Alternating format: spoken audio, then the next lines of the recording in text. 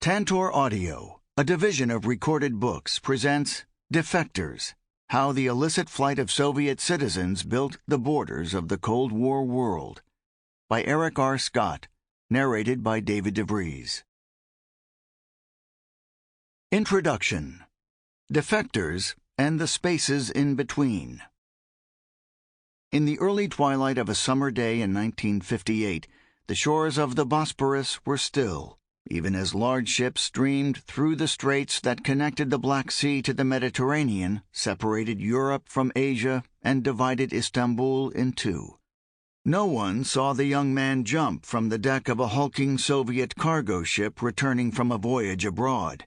The identity of the man who swam to shore with nothing but the soaked clothes on his back remained mysterious even after the Turkish police took him into custody. An American CIA officer posted to Turkey put the young sailor through a lie detector test to determine whether he was a Soviet agent.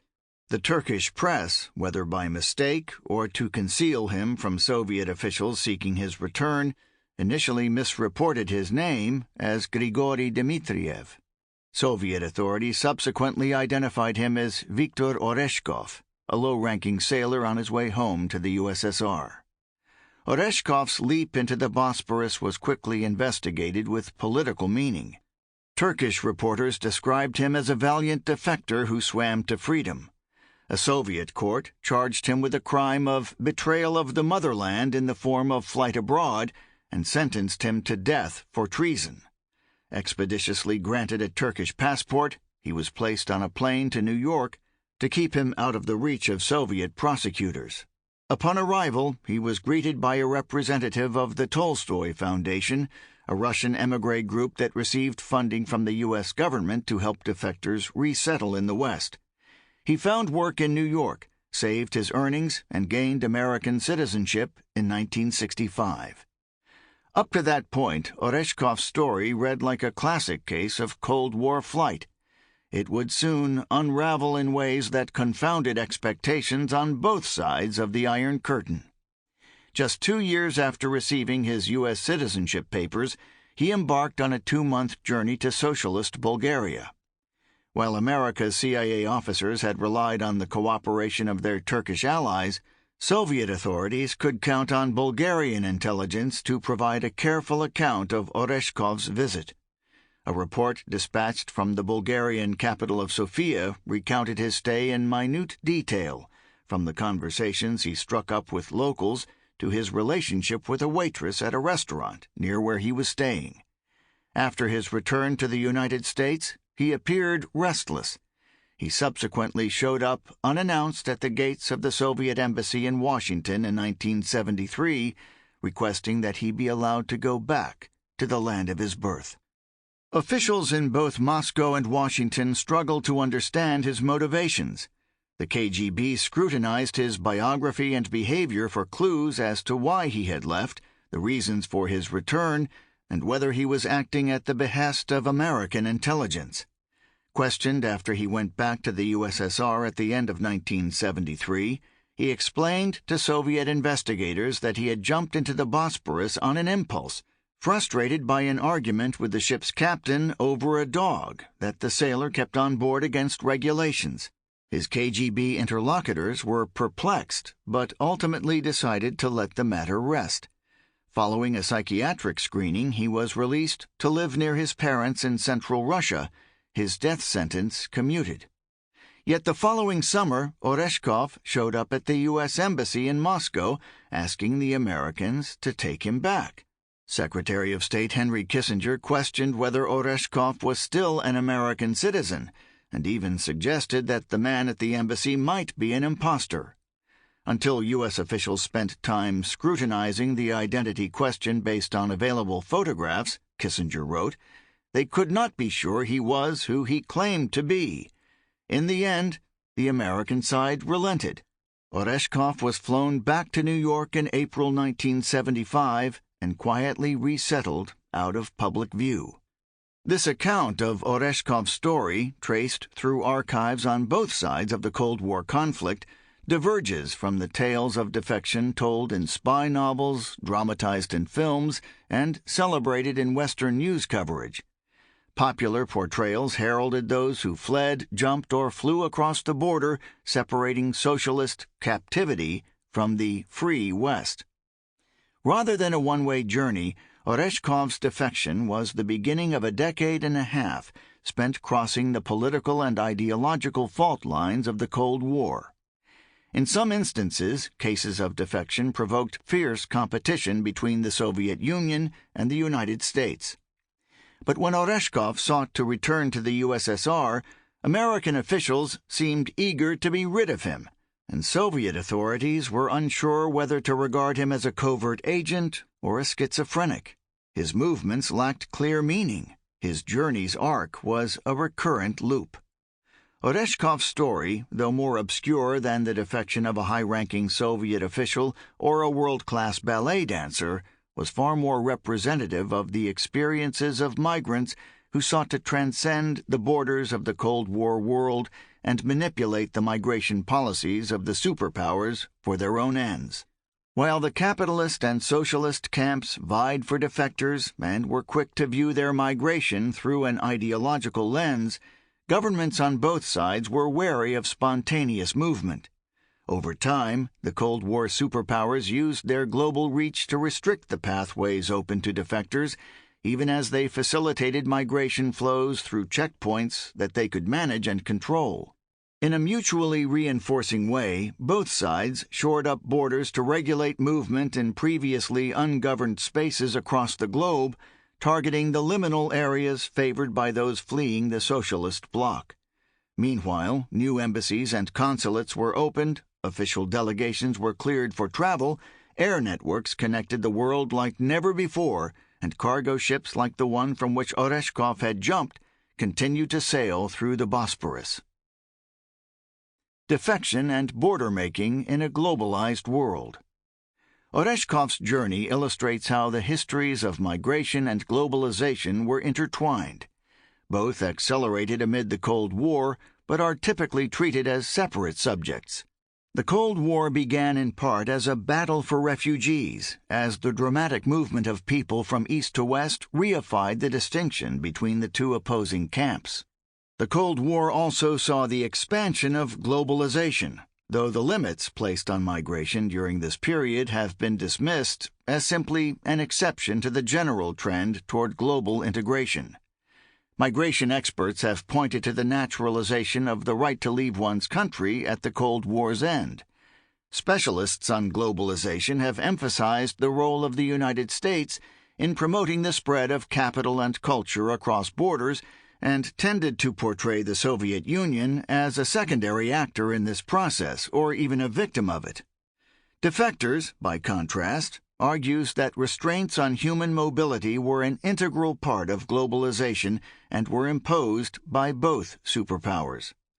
During the Cold War, border technologies grew more advanced, screening measures more extensive, and spaces previously beyond the reach of state control more thoroughly regulated by law.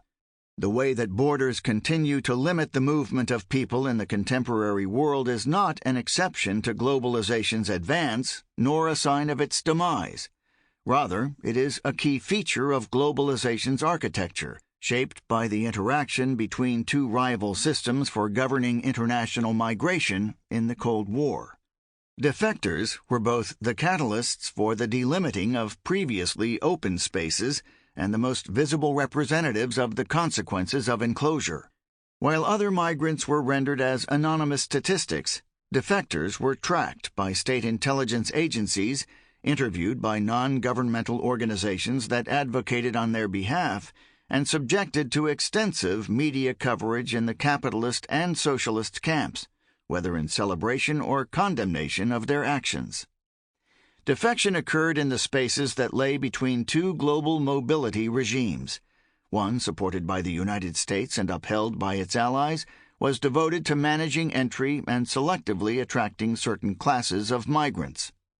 The other, maintained by the Soviet Union and most other socialist states, was intent on retaining and returning wayward citizens. Both systems aimed to assert control over international migration in the wake of the Second World War, which uprooted populations on a massive scale.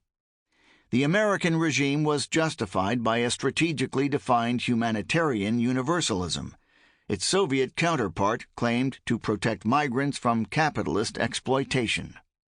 U.S. policymakers worked through international institutions to construct an asylum system that emphasized the freedom to leave one's country, but did not guarantee the right to enter the United States.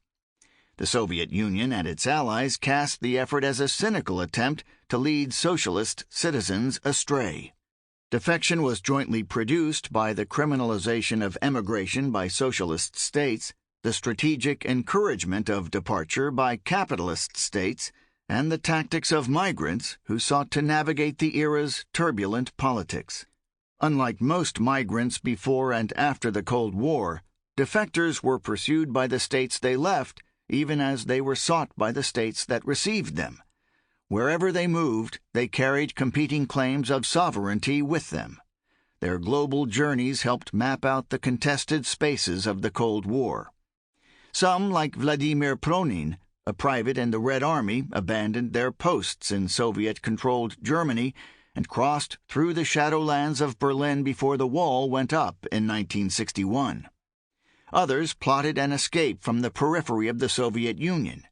A year after the Berlin Wall's construction, two young men, Revas Meshedza and Yuri Orekhov, stole a classified map detailing the Soviet Union's border with Turkey and journeyed to the Black Sea city of Batumi, where they hoped to swim with the aid of a handheld propeller to the Turkish coast or to a foreign ship willing to pick them up.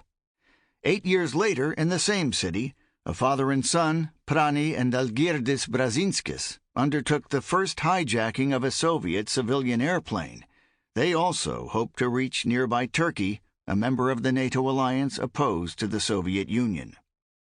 Others sought to flee from the Soviet Union's extraterritorial outposts in the West, while Soviet official Viktor Kravchenko, who abandoned his post in Washington as the Second World War drew to a close, may have been among the first to choose freedom in this manner. The most dramatic escape belonged to Oksana Kasyenkina, a school teacher to the children of Soviet diplomats in New York. Kasyenkina made a stunning leap to freedom from the window of the Soviet consulate as a group of onlookers gathered on the Manhattan sidewalk. On the high seas, defectors traveled beyond the reach of the Soviet state, as happened with the crew of the Soviet tanker Tuapse, detained in the South China Sea in 1954 and subsequently scattered across the globe. Some found points of departure in neutral countries that hoped to avoid taking sides in the Cold War, even if it was difficult to do so. The most famous case was that of Svetlana Alulyeva, Stalin's daughter, who sought refuge at the U.S. Embassy in New Delhi. She was shuttled to Rome and questioned by American officials in Geneva before arriving in the United States. While flight from all socialist states galvanized public attention, none of the defectors were pursued so relentlessly or sought so eagerly as those from the Soviet Union. The struggle for fugitive Soviet citizens was an imperial contest waged far beyond the domestic borders of the United States and the Soviet Union, and against the backdrop of waning European influence across the globe. It played out in a crowded courtroom in post-war Paris, among rival intelligence agencies operating in the shadows of occupied Europe, in the western reaches of the socialist superpower, around the walls of Soviet embassies, in the disputed straits of the South China Sea, and thousands of feet in the air above the Soviet Union's neighbors. A closer look at the movement of defectors through these contested spaces confirms that the Cold War world's borders were more tentative than the monolithic Iron Curtain paradigm suggests. They were not simply imposed by one state, but instead formed through the interaction between East and West and as the result of a broader dialectic between migrants and state boundaries. However, their fluid and evolving nature did not hamper their effectiveness in limiting human migration. German author Peter Schneider, writing about the Berlin Wall, observed that every improvement in the border system spurred the creative drive to find a new loophole. Yet each illegal crossing in turn tightened the governance of the border regime. Policies deployed by both superpowers to manage defectors followed in the wake of their movements. Surprisingly, the competition for runaway Soviet citizens paved the way for collusion between the superpowers, who shared an interest in regulating the spaces crossed by defectors. As part of an effort to maintain their authority in the face of the decolonization that followed the demise of Europe's empires, the Soviet Union and the United States sought to lock newly independent countries into a set of rules governing diplomatic missions, the high seas, and airspaces. While they pursued different models of economic development, both superpowers sought to harness the power of international trade, which required protecting foreign delegations, shipping lines, and air routes. This effort at global rule-making, begun in the late 1950s as the Cold War order was being institutionalized, carved out exceptions for the superpowers but left less powerful countries and unauthorized migrants at a disadvantage. Although defection would all but disappear after the Cold War, it helped shape the governance of global borders in enduring ways. Disputes over these liminal wanderers brought what French philosopher Michel Foucault called governmentality into uncharted spaces, turning people into populations managed by state power. At the same time, defection's ideological framework hardened international borders for migrants by reinforcing the view, still widely held, that asylum should only apply to those with clearly delineated political claims. During the Cold War, the physical crossing of international borders by defectors seemed to speak for itself as a political act. Defectors' best-selling memoirs, often ghost-written, reinforced the impression that flight was an ideologically motivated decision. Viktor Kravchenko, the Soviet official who fled while on assignment in Washington, published I Chose Freedom in 1946, just as the battle lines between the Cold War's superpowers were being drawn. The book's title neatly signposted his journey from tyranny to liberty. Yet, upon closer inspection, even some of the more famous cases of defection resembled the experience of Oreshkov, the wandering sailor. Although defection promised the possibility of international mobility and personal reinvention, it flattened the complexity of migrant motivations and shoehorned their stories into Cold War narratives. The silencing of certain experiences and the full-throated promotion of others makes it difficult for historians to recover the full complexity of defectors' lives. Defection often left people trapped, physically and symbolically, between the two camps. Some reached the United States but died in obscurity. Others remained stranded beyond the borders of the Western countries they longed to reach. A prominent few returned to the Soviet Union but had difficulty finding a place for themselves in their old homeland. Although the two superpowers competed to claim defectors, they were more interested in interpreting and channeling movement, and they were prepared to prevent it when it was not in their national interests. Defectors and other migrants. The term defector rose and fell with the Cold War. It first became a common way of describing unauthorized flight around 1948. Nearly 4 decades later, the frequency of its usage had increased by more than 8,000%. The sudden disappearance of the term after 1991 was nearly as dramatic. Although originally used to describe those who fled from the Soviet Union and its Warsaw Pact allies, it came to encompass migrants from China, Vietnam, Cuba, and elsewhere in the socialist world. Defectors were treated as a special class of migrants. Following their dramatic arrival in the West, some were able to traverse previously insurmountable boundaries, including the racialized immigration restrictions maintained by the United States. Defection emphasized migrants' individual identities, allowing them to claim asylum on the basis of their political opinion. At the same time, it narrowed the scope of political choice to capitalism versus communism. Curiously, the word that defined Cold War migration for English speakers had no single equivalent inside the Soviet Union. The most direct translation was peribeshik, a person who flees to the other side. The Russian term dated to the early 19th century and appropriately for the Cold War, had military connotations, as it originally referred to soldiers who went to fight for the opposing army. Other terms, such as pobezia and bieżeniec, also refer to the act of fleeing. However, a more common term in Soviet usage was niewowrasheniec, or non-returner. A Stalinist neologism, it evoked another perspective, that of a state seeking the return of a wayward citizen. The term appeared in dictionaries in 1938, just as the Soviet Union tightened its borders and toughened restrictions on travel abroad. Most common of all in Soviet legal documents was the word izmennik, or traitor, used to refer to defectors. Soviet law even had a special category for those who betrayed the motherland in this fashion, treason in the form of flight abroad. Even in the United States, there was confusion over who could be classified as a defector. In no small part, this was because the United States' official defector program, including its formal definition of which migrants could be considered defectors, remained a highly classified secret. To make matters worse, the program itself was often one step behind the migrants who chose to abandon the socialist camp.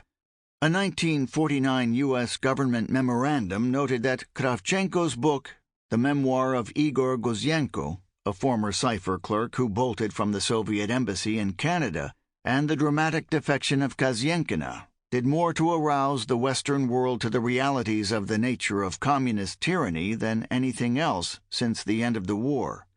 All three fled before a coordinated framework for handling defectors had been created.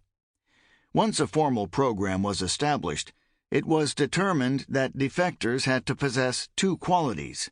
They had to have escaped from the control of the USSR or countries in the Soviet orbit, and they also had to be of special interest to the U.S. government, whether as a result of intelligence they possessed or because their defection could be exploited in the psychological field.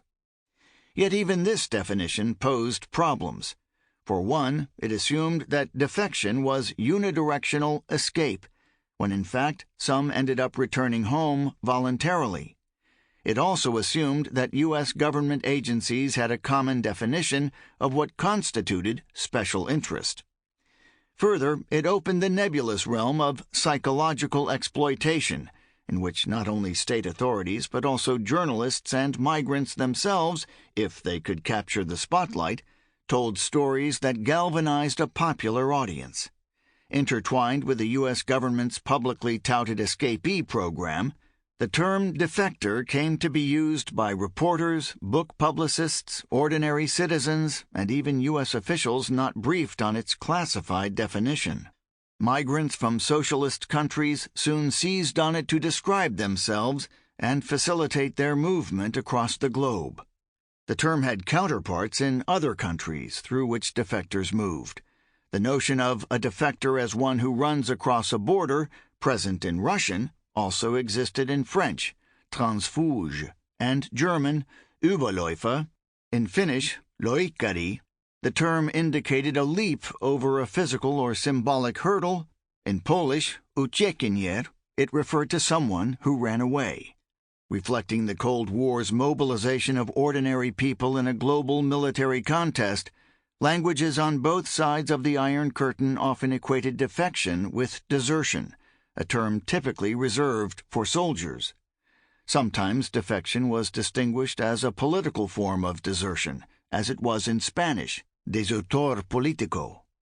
Like the Soviet Union, socialist states stood out for using unique legal terms to classify defectors, all of which emphasized illegal movement.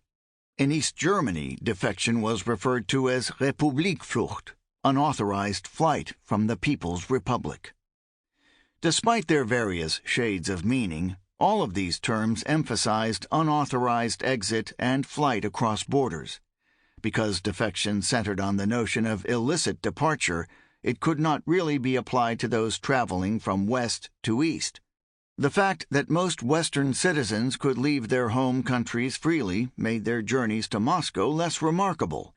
There were a few Western citizens whose relocation to the Soviet Union was described as a defection. Chief among them was Kim Philby, the British intelligence officer who worked for decades as a secret agent of the Soviet Union before fleeing to Moscow in 1963 when his cover was blown. Yet there were only a handful of cases like Philby's, and these individuals were just as likely to be described as turncoats. By contrast, the concept of defection was applied to any Soviet citizen who fled, whether that person was a high-ranking KGB officer or a disgruntled sailor, a prominent artist or a humble schoolteacher, an athlete at the Olympics or an unemployed wanderer who evaded Soviet border controls. Though a numerically small group, defectors had an outsized political importance. They were seen not only as the elite of the Soviet world, as the U.S. State Department's policy planning staff described them in 1948, but also an elite category of migrants, free to escape if they could manage to do so, but also freer than most to resettle. The classified document establishing the U.S. Defector Program, NSC 86/1, granted defectors the possibility of immigrating to the United States without regard to their former political affiliations. Yet resettlement in America was seen as a last resort. U.S. officials envisioned most defectors either remaining in Western Europe to battle Soviet influence there, or being dispatched to Australia, Canada, or Latin America, when European allies complained about being burdened with refugees. Defection did not simply mean unfettered mobility. It also meant being rerouted, and in some cases being stuck in limbo, crossing borders but never reaching one's intended destination. Even as defection became a global phenomenon after World War II, Western governments, led by the United States, sought to ensure that its pathways followed a logical progression through government-controlled channels. At the inception of the Defector program in the early 1950s, all manner of illegal crossings were celebrated. The riders of the Czechoslovak Freedom Train were praised for commandeering a locomotive. The U.S. Escapee program's newsletter heralded the story of a Bulgarian family that crashed through the Greek border in a 1927 Chrysler, reinforced for the journey with steel plates and concrete slabs.